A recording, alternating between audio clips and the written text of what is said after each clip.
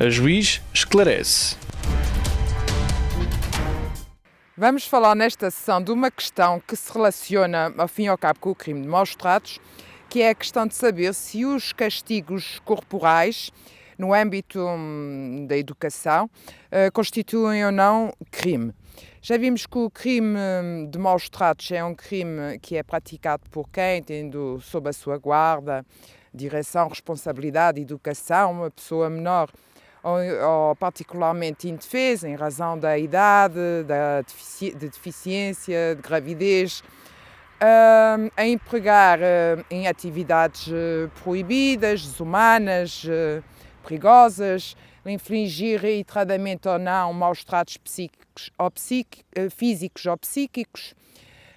a sobrecarregar com trabalhos excessivos, entre outras condutas que atentam contra a saúde física e psíquica dessas pessoas que se encontram numa relação de especial vulnerabilidade. Portanto, já vimos que este crime é punível com prisão de 1 a 5 anos se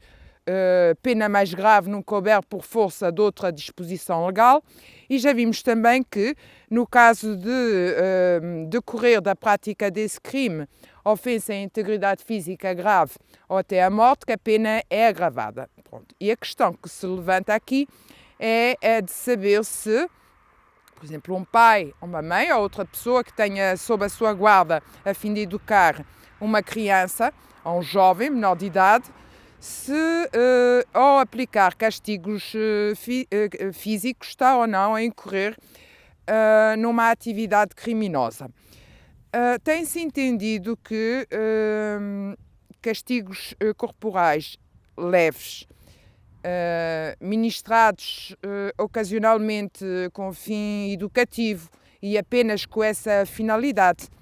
por quem tem a responsabilidade de educar, pelo pai, pela mãe, pela pessoa cuja guarda se encontra ao menor, poderão não ser crime, desde que não excedam aquilo que é considerado absolutamente necessário para o fim educativo. Contudo, essa prática, que é uma prática, de certa forma, tradicional, tem de ser erradicada de forma que os métodos educativos se passem a centrar-se no poder da palavra, da persuasão, do exemplo, pois que, se analisarmos o tipo legal de crime de maus-tratos, verificar-se-á que ao longo dos tempos o mesmo tem vindo a conter condutos que anteriormente não se encontravam previstas, nomeadamente o facto de se prever que infligir maus-tratos psíquicos ou físicos de forma não reiterada, basta uma única vez, poderá ser considerado crime. Basta que comportamentos, portanto, que antes não eram tão considerados e que agora integram a previsão legal do crime, como os maus-tratos psíquicos, portanto, as humilhações, as ameaças, o diminuir verbalmente a pessoa menor ou particularmente indefesa, que está sob guarda daquele que comete o crime ou que está sob sua responsabilidade. Portanto, todas essas condutas atualmente, quer sejam reiteradas ou não, integram a previsão legal do crime. Relativamente a esta questão dos castigos corporais que são ministrados por vezes pelos educadores, portanto pelos pais, representantes legais, que têm por função educar o filho menor, terão de ser analisadas caso a caso as circunstâncias concretas, de forma a verificar se aquele castigo corporal que foi aplicado excede ou não os limites daquilo que é considerado, portanto, compreensível no âmbito da função de educar. É evidente que não poderemos comparar o ato de um pai ou de uma mãe que desfere uma palmada contra o filho sem força, daquele que pega num cinto e que espanca o filho,